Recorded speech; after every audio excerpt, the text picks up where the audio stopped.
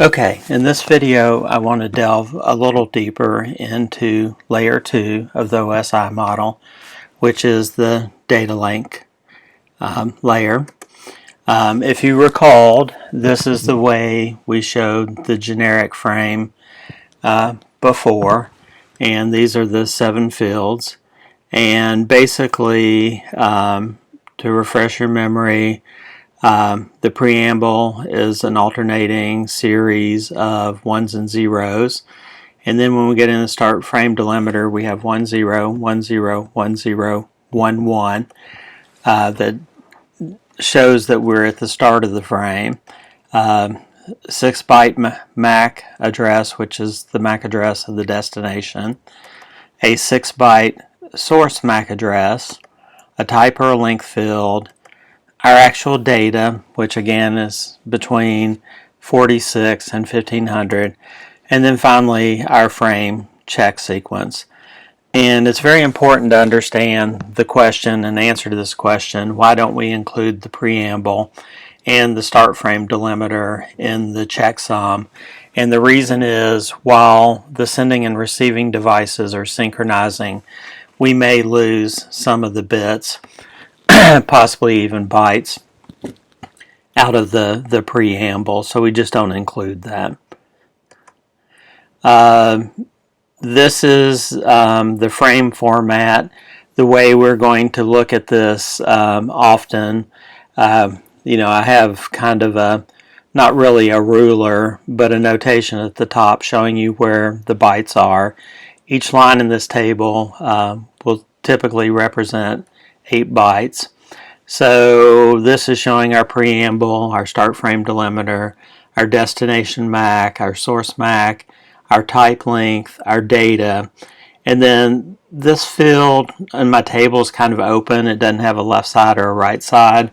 And that's because with it being 46 to 1500 bytes, it could be quite large. So that is however many bytes are in the packet. And then after the data, we have the 4-byte or 32-bit frame check sequence. So we have lots of protocols that we're going to discuss, like 20 plus, over the course of the semester. So most, if not all, will have kind of a figure like this. And then we will turn around and go through what all the different fields are that are shown. We've already done that for layer 2. So let's kind of look at a real world example in Wireshark. So here we have the packet shown, the frame shown. And I want to point out again that we've clicked on the frame field on the left. It is highlighted in blue. And anything that is in the frame, which is the entire frame, will be included on the right.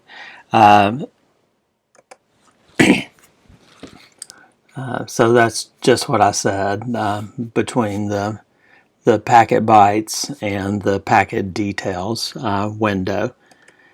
If we click on the detail, or another way to say it is to expand that little pointer next to frame, over in the details frame, we will see everything decoded for us. This is kind of the power of Wireshark, to take a whole bunch of bits that are in the right screen represented as hexadecimal, know how many bytes make up each field, and then interpret the data that is in that field. So we're going to look at a few things here. Again, we're still looking at the entire frame, so everything in the right-hand window is highlighted because that is the entire frame.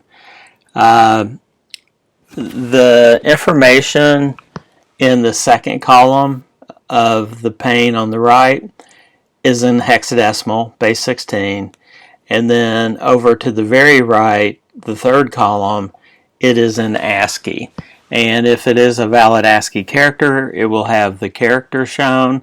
So, this is maybe the first packet we've seen where we see something about www.microsoft.com. So it will decode that if it can, otherwise it will put a period there.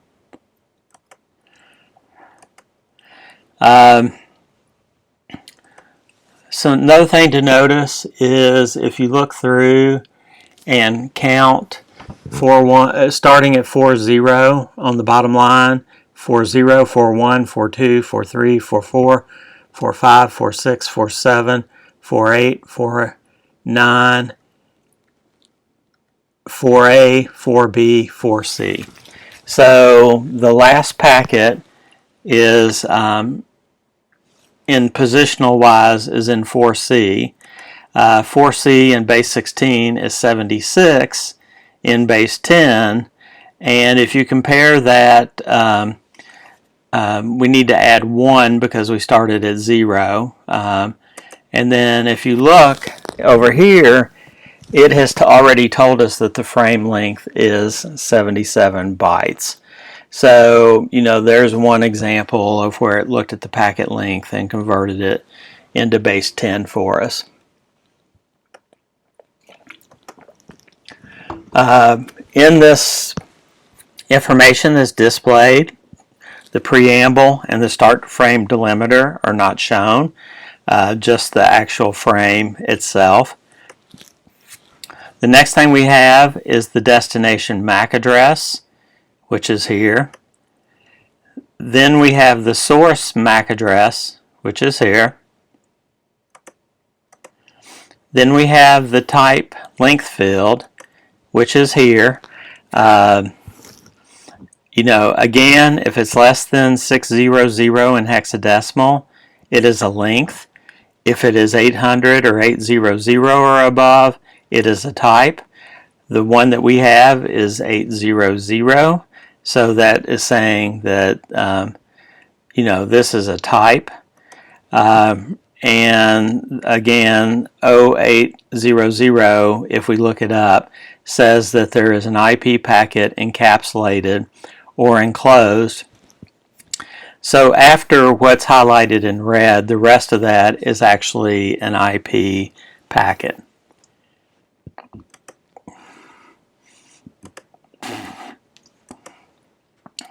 Okay, I think I've talked about encapsulation and de-encapsulation, but as we start at the top layer of the OSI model, the PDU is data, data, data.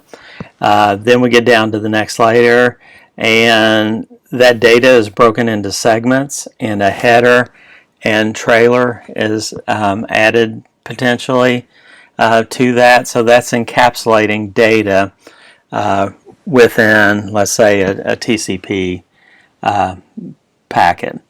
When you get to the receiving end and you go up the layers of the OSI model, you're stripping those headers and trailers off.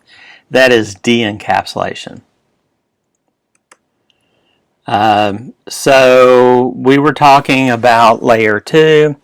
We looked at a packet, but we only talked about the layer 3 information. We will move through all the other layers as we go through these videos.